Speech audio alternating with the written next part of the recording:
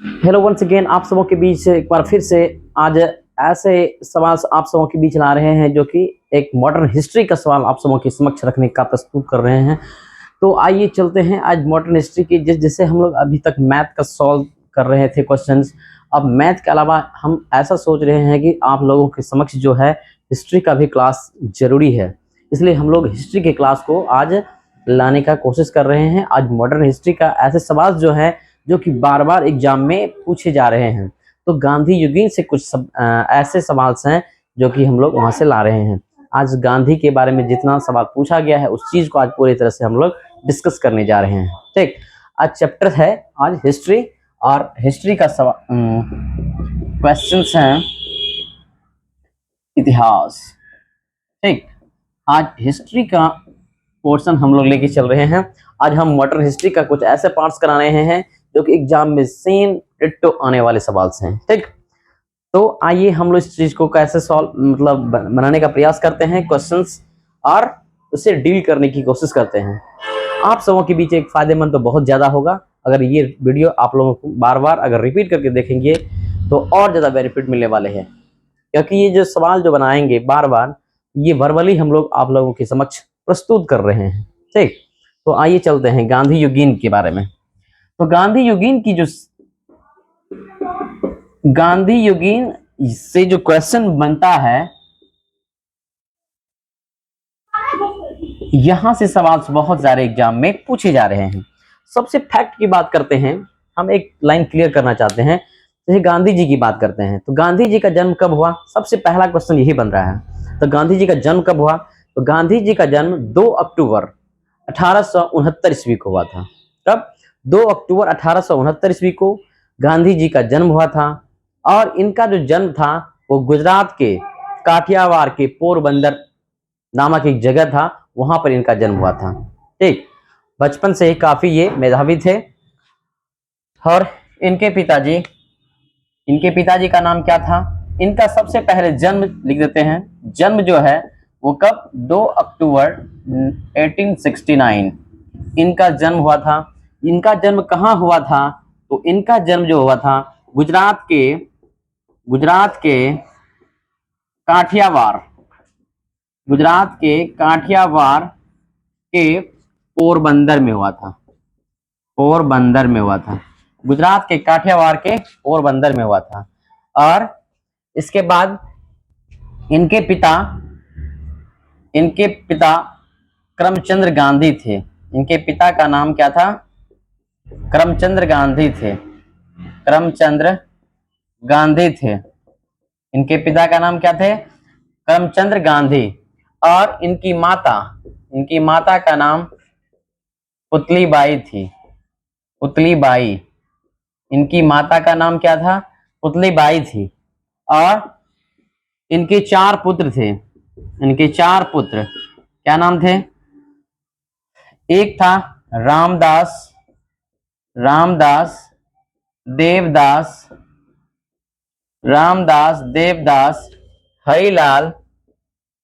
हरिलाल, मणिलाल। ये इनके 4 पुत्र हुआ करते थे। किनके? गांधी जी के। और गांधी जी का पांचवा पुत्र जो कि इनका पुत्र नहीं बल्कि इनका ये दत्तक पुत्र था, गोद लिया हुआ पुत्र था। ठीक, दत्तक पुत्र जिसको कहते हैं, दत्तक पुत्र। पांचवा पुत्र क्या था? दत्तक पुत्र था। और इसका नाम क्या था? जमनालाल बजाज था। क्या नाम था? जमनालाल बजाज। गांधी जी के 5वें पुत्र का नाम क्या था? जमनालाल बजाज। ठीक, गांधी जी के 5वां पुत्र कौन था? जमनालाल बजाज, जो कि इनका क्या था? दत्तक पुत्र था। इनका क्या नाम था?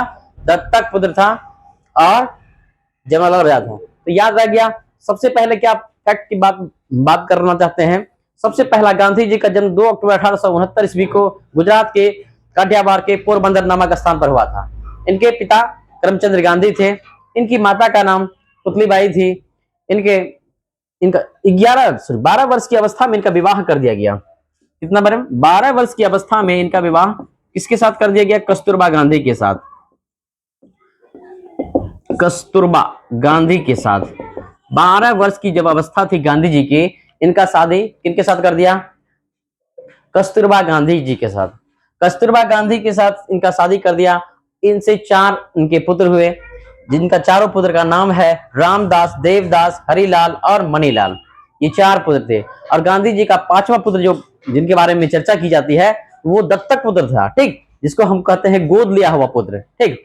गोद लिया हुआ जो पुत्र जो होता है वो दत्तक पुत्र कहलाता है। और दत्तक पुत्र जो था गांधी जी का, वो जमनालाल बजाज थे। कौन थे? जमनालाल बजाज थे।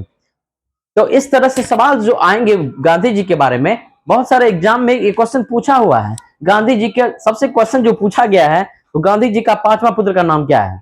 तो जमनालाल बजाज। ये ओरिजिनल में गांधी जी का पुत्र नहीं है, लेकिन ये इनका दत्तक पुत्र है, ठीक। इसलिए गांधी जी का 5वां पुत्र अगर माना जाता है तो जमनालाल बजाज को माना जाता है, ठीक। ऐसे गांधी जी के 4 पुत्र, रामदास, देवदास, हरिलाल और मणिलाल, ये गांधी जी के 4 पुत्र कहलाते थे, ठीक। और 5वां पुत्र जमनालाल बजाज। अब बात करते हैं गांधी जी से थोड़ा सा आगे। अब ये क्या कर रहे हैं? गांधी जी जाते हैं दक्षिण अफ्रीका, वहां एक केस लड़ने के लिए।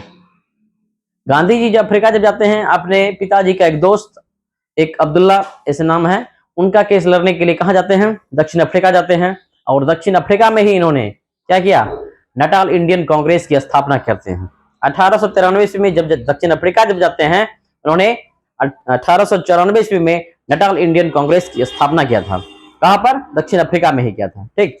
और उसके बाद 1894 ईस्वी के बाद जस्ट इन्होंने एक पत्रिका की शुरुआत की थी, नवजीवन, ठीक है। इन्होंने पत्रिका की शुरुआत किया था कहां पर? तो दक्षिण अफ्रीका में। और उन्होंने वहां पत्रिका की शुरुआत की। 1901 ईस्वी में गांधी जी पहली बार कांग्रेस के सम्मेलन में क्या किया? भाग लिया, ठीक। कोलकाता का अधिवेशन उस समय हुआ करता था, उस समय गांधी जी भाग लिया था, ठीक। फिर 1900 गांधी जी का एक राजनीतिक गुरु हुआ करता था, जिसका नाम क्या था? इनके राजनीतिक गुरु क्या नाम था? राजनीतिक गुरु, गांधी जी के राजनीतिक गुरु जो थे, गांधी जी के राजनीतिक गुरु क्या नाम थे? गोपाल कृष्ण गोखले। गोपाल कृष्ण गोखले, गोपाल कृष्ण गोखले थे। गोपाल कृष्ण गोखले, इनके कहने पर गांधी जी दक्षिण अफ्रीका से वापस लौटे। कब? 1915 ईस्वी में। गांधी जी का राजनीतिक गुरु गोपाल कृष्ण गोखले थे, और इनके कहने पर 1915 ईस्वी में, याद रखिए एग्जैक्ट डेट, 9 जनवरी 1915 ईस्वी को गांधी जी के राजनीतिक गुरु गोपाल कृष्ण गोखले के कहने पर भारत लौटे गांधी जी, ठीक। तो 9 जनवरी के दिन जो लौटा था, इसलिए भारत में से क्या मनाने लगा? 9 जनवरी के दिन भारतीय प्रवासी दिवस के रूप में मनाया जाने लगा, ठीक। यानी गोपाल कृष्ण गोखले जिनका जन्म है, कब? जन्म नहीं, इसी साल 1915 ईस्वी में ही गोपाल कृष्ण गोखले की क्या हो जाती है? मृत्यु हो जाती है। कब हो जाती है? 1915 ईस्वी में ही गोपाल कृष्ण गोखले की क्या हो जाती है? मृत्यु हो जाती है, ठीक। और ये गांधी जी के क्या है? राजनीतिक गुरु, ठीक।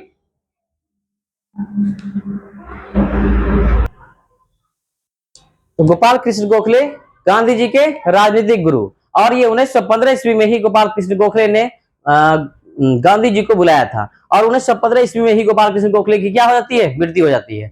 जस्ट उसके बाद एक हिंदू विश्वविद्यालय की स्थापना के लिए गांधी जी आए थे वाराणसी, ठीक।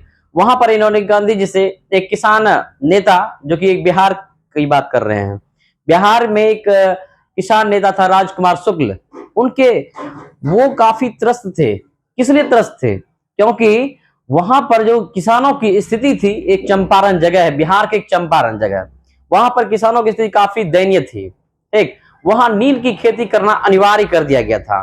तो वहां के किसानों को बहुत ही आक्रोश हो रहा था इससे, क्योंकि 20 कट्ठा की 20 कट्ठा में 3 कट्ठा की खेती करना, नील की खेती करना अनिवार्य कर दिया गया था।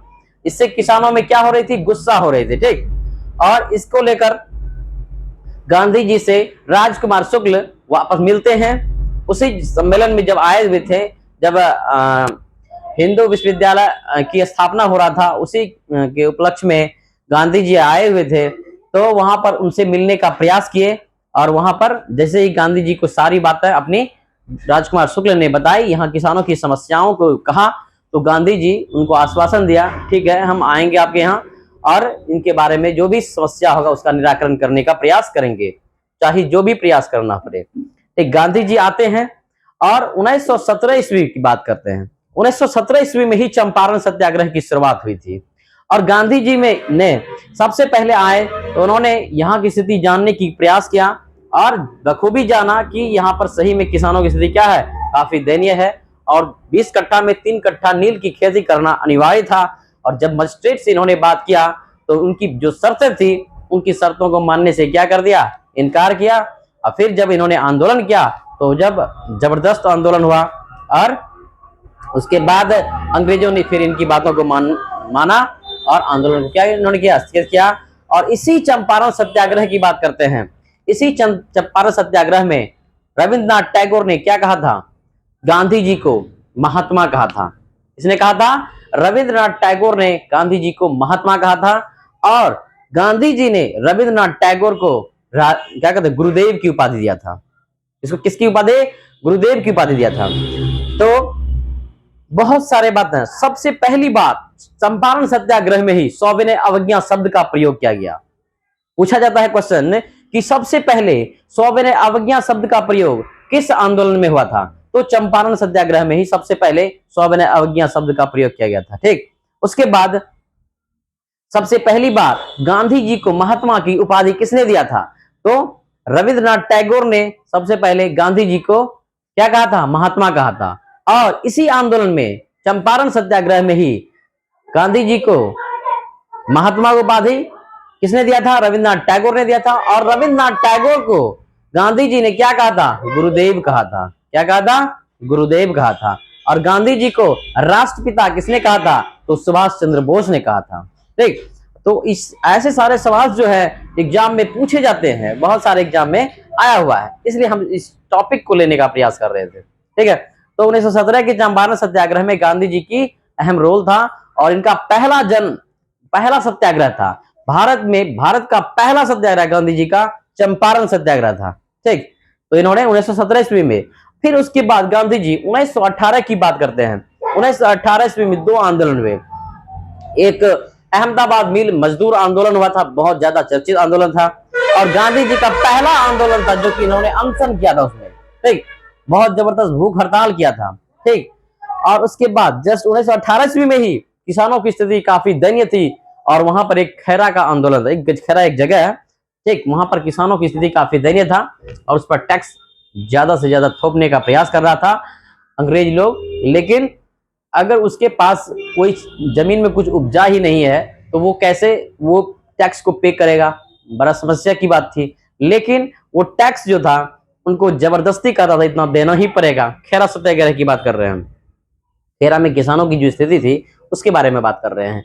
तो वहां पर देने की उसकी संभावना, अब जिसके पास उपज ही नहीं हुआ है तो क्या देगा, टैक्स दे सकता है क्या, बड़ा मुश्किल हो रहा था। अब खाने के लिए है ही नहीं कुछ और उसको कहता है टैक्स दीजिए, आपका उपजे या ना उपजे हमको टैक्स चाहिए। अब बताइए कहाँ का न्याय है, बहुत ही अत्याचार हो रहा था। तो गांधी जी ने खैरा के बारे में भी बताया था कि जो टैक्स, हम ठीक है टैक्स देंगे लेकिन कंडीशन है कि जो जहां पर जो उपजा है खेती वहां का किसान जो है आपको टैक्स दे दिया जाएगा।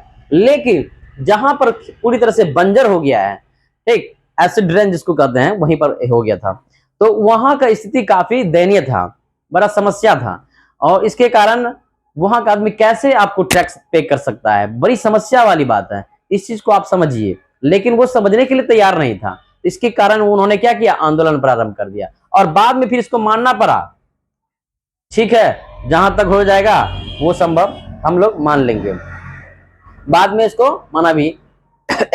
अब उसके बाद इस प्रस्ताव को बाद में मान लिया और फिर खैरा सत्याग्रह को यहीं पर खत्म कर दिया। तो पहला जन आंदोलन था, पहला भूख हड़ताल था, कौन सा, अहमदाबाद मिल मजदूर। गांधी जी ने पूरा अनशन कर दिया, भूख हड़ताल कर दिया। ठीक, तो अहमदाबाद मिल, देखिए इसमें होता क्या है, अहमदाबाद मिल मजदूर की बात करते हैं। इसमें किसान क्या कहते हैं, मजदूरों की बात करते हैं। मजदूर को जो वेतन, इसको वास्तविक वेतन मिलना चाहिए था वो वेतन नहीं मिल रहा था। अगर दिन का जितना मजदूरी होना चाहिए था उतना मजदूर जो उसका फिक्स अमाउंट था उतना ना दे करके उससे बहुत कम मात्रा में उसको दिया जाना, उसमें भी बड़ा आनाकानी करता था। चलो इतना दिन काम करा लिया और उसके बाद उसको वेतन सही से मिल नहीं रहा है, तो बहुत तरह की समस्याएं था मजदूरों के सामने। तो उन्होंने क्या किया, गांधी जी ने, कि ऐसे नहीं होगा, इसको सबसे पहले जो दिन भर ये काम करता है तो इसका काम का जो वास्तविक मजदूरी होनी चाहिए, इसके लिए आवाज इन्होंने उठाया, ठीक। और बाद में इसे पूरी तरह से परफॉर्मेंस जोरदार तरीके से किया, आंदोलन को अपना स्वरूप दिया, भूख हड़ताल किया। आज तक कोई आंदोलन में भूख हड़ताल नहीं किया था, लेकिन यही एक आंदोलन है, अहमदाबाद मिल मजदूर आंदोलन के लिए इन्होंने भूख हड़ताल कर दिया। और भूख हड़ताल करने के बाद जब तक उसकी मांगे मानी नहीं गई तब तक वो भूख हड़ताल करता ही रह गया। और उसके बाद उसकी बातों को मान लिया गया, ठीक है। उसके बाद जो मालिक हुआ करता था और वो बोले कि ठीक है, अब जहां तक भी है वो समस्याओं का निराकरण हम लोग कर लेते हैं, ठीक है। तो उसके बाद उसकी मजदूरों को जो वास्तविक मजदूरी था वो मिलना प्रारंभ हो गया। तो गांधी जी ने उस आंदोलन को क्या कर दिया, खत्म कर दिया। तो अहमदाबाद मिल मजदूर एक ऐसा आंदोलन था जो कि गांधी जी ने भूख हड़ताल किया था, पहला आंदोलन था। और चंपारण सत्याग्रह एक ऐसा सत्याग्रह था जो कि पहला पूरे भारत का पहला सत्याग्रह चंपारण सत्याग्रह हुआ था, ठीक, गांधी जी का। और ये बिहार के चंपारण में ये हुआ था, ठीक। अब 1919 ईस्वी की बात करते हैं। इसमें दो तरह का आंदोलन देखने को मिलेगा। 1919 ईस्वी में क्या क्या चीज हुआ, एक जलियांवाला बाग हत्याकांड भी हुआ था, एक खिलाफत आंदोलन भी हुआ था, और एक रॉलेट एक्ट आया था।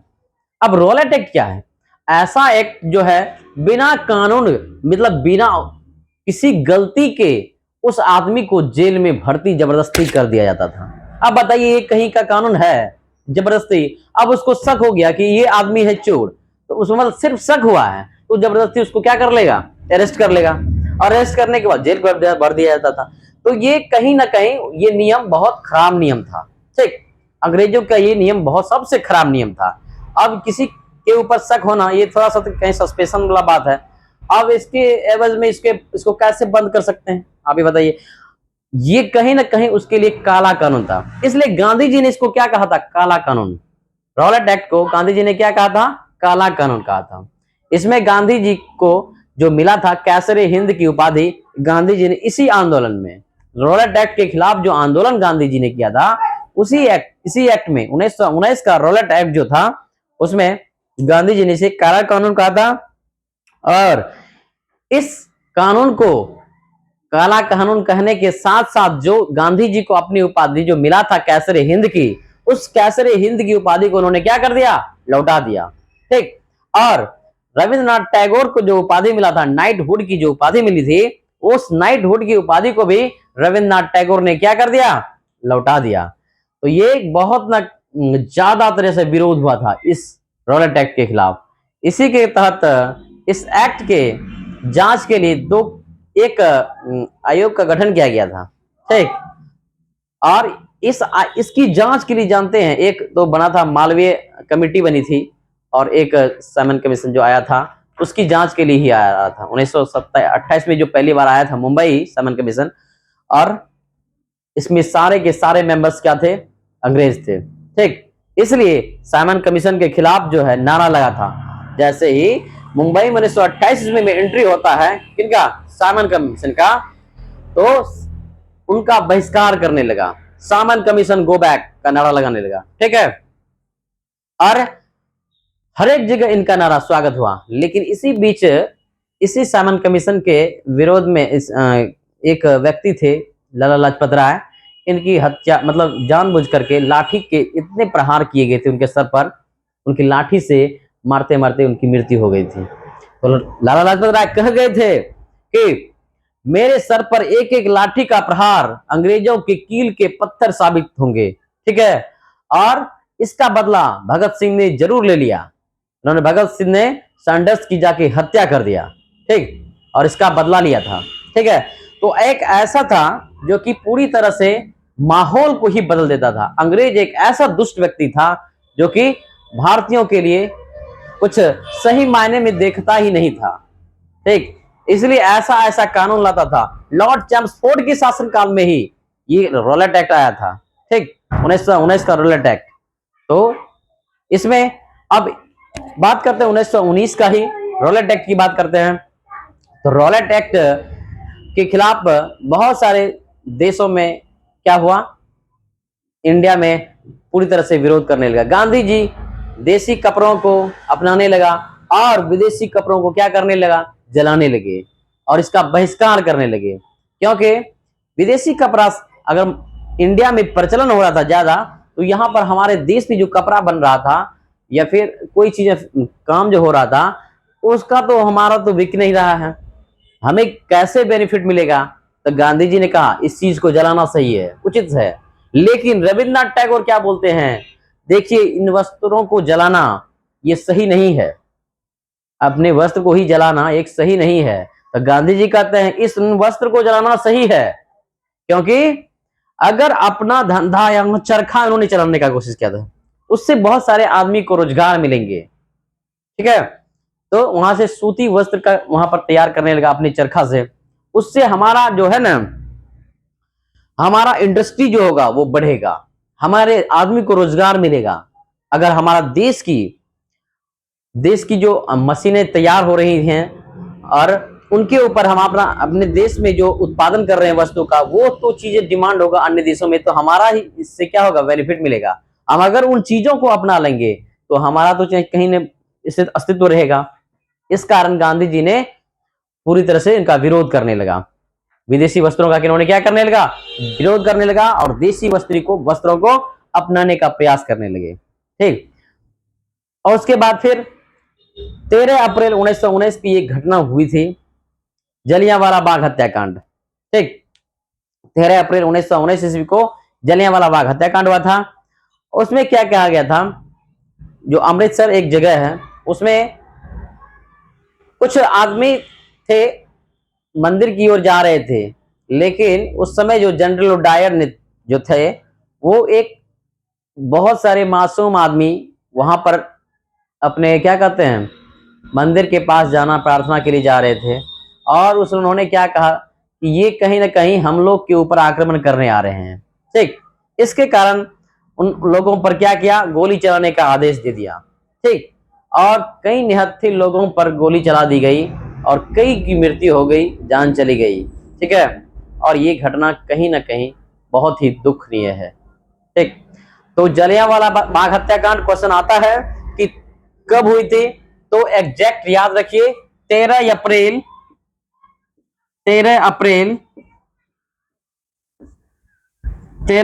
1919 ईस्वी को जलियांवाला बाग हत्याकांड हुआ था।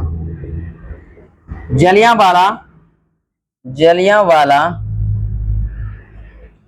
बाग हत्याकांड हुआ था। जलियांवाला बाग हत्याकांड हुआ था। कब हुआ था जलियांवाला बाग हत्याकांड, 13 अप्रैल 1919 ईस्वी को जलियांवाला बाग हत्याकांड हुआ था, ठीक। और इसके बाद 1919 ईस्वी में खिलाफत आंदोलन। अब उस समय तुर्की में खलीफा हुआ करता था।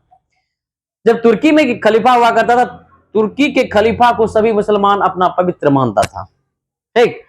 अब वहां के खलीफा को क्या कर दिया, उस पद से हटका दिया गया, ठीक। तो पूरी जगह पर मुस्लिमों का एक हुजूम तैयार हो गया और उस खलीफा के पद के लिए आंदोलन छिड़ गया हर एक देश में। तो भारत में भी इस तरह की घटनाएं होती है और खलीफा के खिलाफ भारत में भी नारे लगाते हैं कि ये उनको नहीं करना चाहिए था, तो यहाँ भी आंदोलन स्टार्ट हो जाता है। तो उसी बीच में गांधी जी ने एक बहुत ही चाल चल दिया। गांधी जी ने कहा कि तुर्की में जो मुसलमानों के लिए अन्याय जो हो रहा है, वो एक कांग्रेस के लिए भी एक कहीं ना कहीं अन्याय हो रही है, ठीक है। कांग्रेस की भी एक क्या हो रही है, क्षति हो रही है, ठीक। तो ऐसा स्टेटमेंट देख करके उन्होंने मुस्लिमों को क्या कर लिया, अपनी ओर आकर्षित कर लिया, ठीक।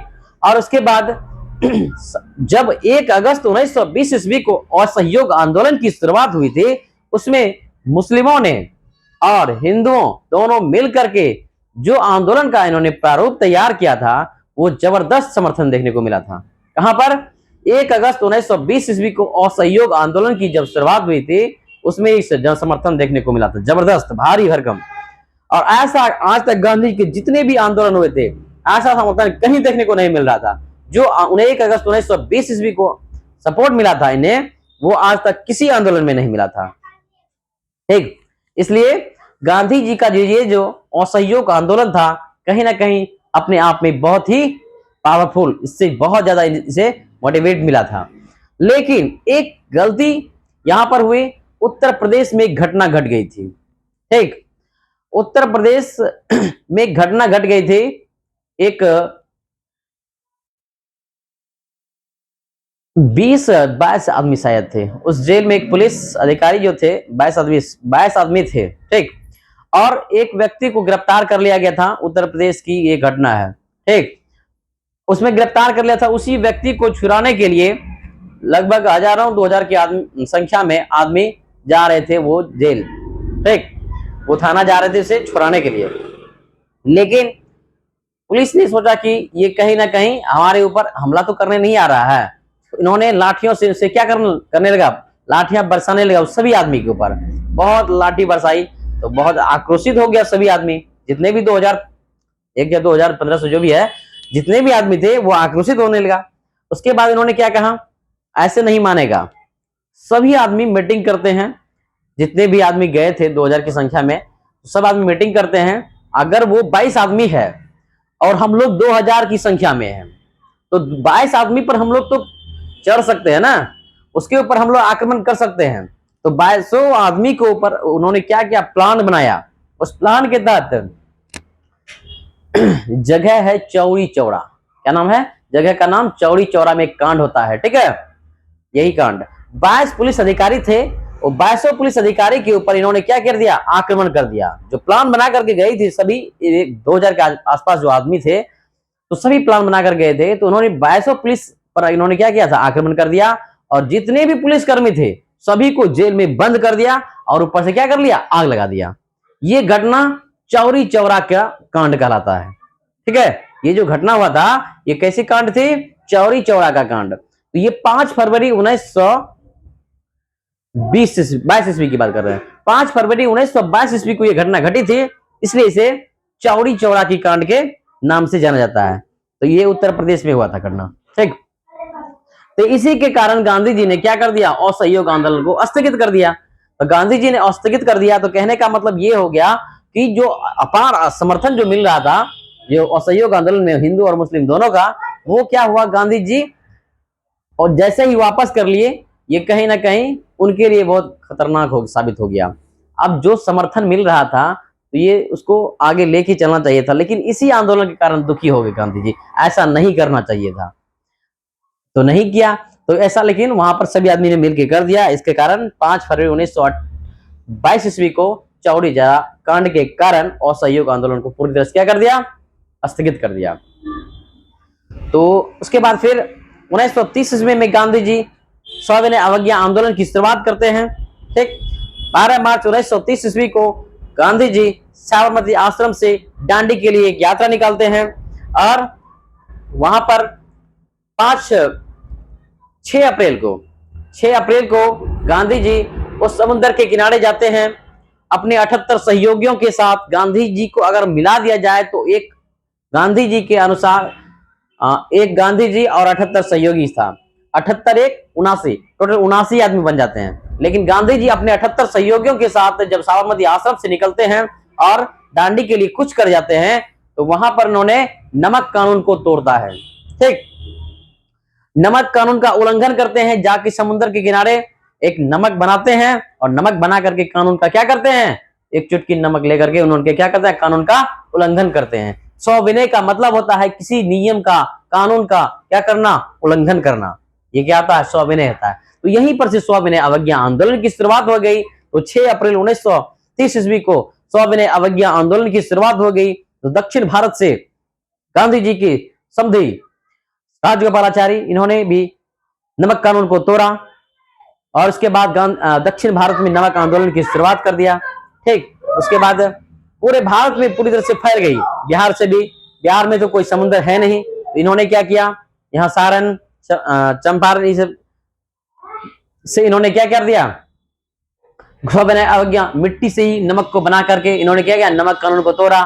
ठीक, तो इस तरह से नमक आंदोलन पूरी तरह से क्या हो गया, प्रभावित दिखने लगा। 1930 ईस्वी का पूरी तरह से भारत में छिड़ गया नमक आंदोलन।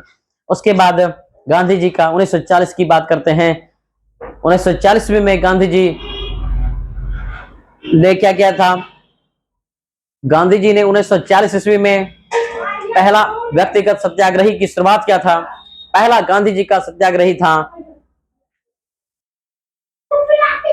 आचार्य विनोबा भावे थे।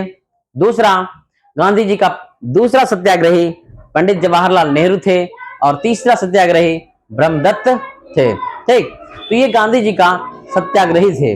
कौन? गांधी जी का पहला सत्याग्रही कौन थे? गांधी जी का पहला सत्याग्रही आचार्य विनोबा भावे थे। गांधी जी का दूसरा सत्याग्रही पंडित जवाहरलाल नेहरू थे और गांधी जी का तीसरा सत्याग्रही जो जिसका नाम था आचार्य ब्रह्मदत्त थे। ठीक, तो ये तीन आदमी गांधी जी के सत्याग्रही थे। अगर बिहार की बात करते हैं तो बिहार का जो सत्याग्रही था गांधी जी का वो था श्री कृष्ण सिंह थे। ठीक, जो कि बिहार के पहले मुख्यमंत्री हुआ करते थे। ठीक, तो बिहार के पहले मुख्यमंत्री श्री कृष्ण सिंह हैं। ठीक, पहले थे। और उनके बाद 1942 में भारत छोड़ो आंदोलन प्रस्तुत किया गया था। 1942 का भारत छोड़ो आंदोलन 8 अगस्त 1942 को प्रारंभ हुआ था। 9 अगस्त को पूरी तरह से सबको जेल में बंद कर दिया। जितने भी बड़े बड़े नेता हुआ करते थे सबको क्या कर दिया, जेल में बंद कर दिया गया। और जैसे राजेंद्र प्रसाद बांकीपुर जेल में उनको बंद कर दिया गया। जयप्रकाश नारायण को झारखंड में हजारीबाग में उसको बंद कर दिया गया। उसी दीपावली के दिन हजारीबाग जेल से जयप्रकाश नारायण भागकर नेपाल के तराई में चले गए। ठीक, वहां पर उन्होंने आजाद दस्ता का गठन किया। ठीक, उसी में रहकर उन्होंने आजाद दस्ता का गठन किया। उनकी पत्नी भी उस आंदोलन में काफी सक्रिय थी, जयप्रकाश नारायण की। और क्वेश्चन ये भी आता है कि 1942 के भारत छोड़ो आंदोलन में किन किन प्रमुख नेताओं का वर्णन यहाँ देखने को मिलता है, किन किन लोगों ने पार्टिसिपेट किया था। उनकी पत्नी भी थी जो कि भारत छोड़ो आंदोलन में इन्होंने क्या किया था, भूमिका निभाई थी। ठीक, जयप्रकाश नारायण के अलावा राजेंद्र प्रसाद, जितने भी बड़े बड़े नेता थे सबको क्या कर दिया, जेल में बंद कर दिया गया। ठीक, गांधी जी को खुद बंद कर दिया गया। फिर इसी में गांधी जी ने क्या कहा था, करो और मरो का नारा दिया था, डू एंड डाई। ठीक, तो इस तरह से गांधी जी ने काफी प्रयास किए। फिर 1944 के क्रिप्स मिशन आए। उसके बाद फिर 1946 में कैबिनेट मिशन का गठन हुआ। और उसके बाद 1947 में हमारा देश क्या हो गया, आजाद हो गया। ठीक, तो 15 अगस्त 1947 को हमारा देश पूर्णतः क्या हो गया, आजाद। उससे एक दिन पहले पाकिस्तान, भारत और पाकिस्तान में क्या हो गया, विभाजन हो गया। तो एक अलग देश पाकिस्तान का भी निर्माण हो जाता है। तो पाकिस्तान का जो दिवस मनाया जाता है तो 14 अगस्त 1947 को ही उनका स्वतंत्रता उसको माना जाएगा। और हम लोग एक दिन क्या करेंगे, बाद में मनाएंगे, क्योंकि हम लोग उनको जमीन दिए हैं। तो हम लोग चलो एक दिन लेट ही मनाएंगे, क्या फर्क है, लेकिन तुम लोग पहले मनाओ, क्योंकि वो एक तरह से एक पिता और बेटे की जैसे नहीं हुआ सम्मान वाली बात। चलो एक दिन हम लोग लेट से मनाएंगे, लेकिन जाओ तुम पहले मनाओ। तो उसको विभाजन करके 14 अगस्त 1947 को पाकिस्तान बन गया और 15 अगस्त 1947 को भारत पूर्ण रूपेण आजाद हो गया। ठीक, उसके बाद 30 जनवरी 1948 ईस्वी को गांधी जी का मृत्यु मतलब हत्या कर दिया गया। किसके द्वारा, तो नाथूराम गोडसे ने बिरला भवन में जाकर एक मंदिर में उन्होंने क्या कर दिया, दिल्ली के बिरला मंदिर में उन्होंने क्या कर दिया, गोली मारकर हत्या कर दिया। ठीक, और इस तरह से गांधी युग क्या हो गया, समाप्त हो गया। तो आई होप की चीजें आप लोगों को समझ में आ गई होगी। तो जितना आप प्रयास कीजिएगा उतना आपको बेनिफिट मिलेगा। और आज के ऐसे सेशन से बहुत सारे क्वेश्चंस आपको बिल्कुल टच करेगा और गांधी युग से बिल्कुल क्वेश्चन नहीं छूटेगा। और हम चाहते हैं कि अब फिर जब भी इस टाइप का क्वेश्चन हम करवाएंगे, एक बार फिर से स्टार्ट कर देंगे, ताकि बार बार चीजों को बोलने से दिमाग में फिट हो जाता है। इसलिए हम जितने भी टॉपिक्स को लेके आएंगे, एक एक क्वेश्चन का डील हम लोग आसानी से करेंगे, जो कि आपको हूबहू याद करवा देंगे।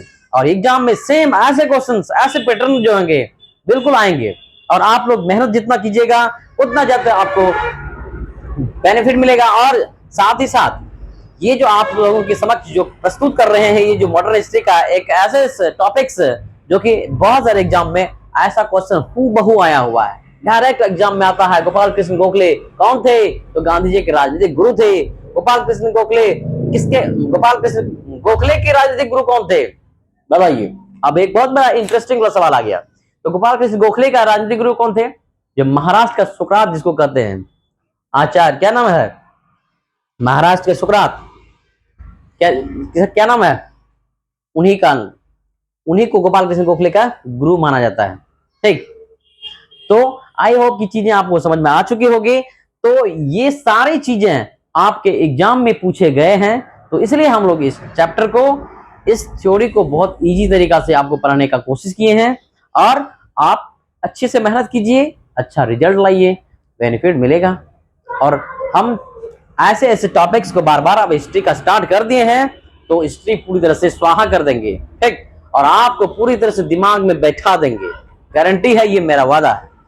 ठीक, और ऐसे बहुत सारे जो हैं, अगर ये वीडियो आपको अच्छा लग रहा है तो लाइक कीजिएगा, शेयर कीजिएगा, सब्सक्राइब, और जितना ज्यादा आप लोग फैला सकते हैं। ठीक, आज के लिए इतना ही, और फिर अगले जब इतिहास का टॉपिक्स होगा, उन चीजों को हम लोग लेके चलेंगे।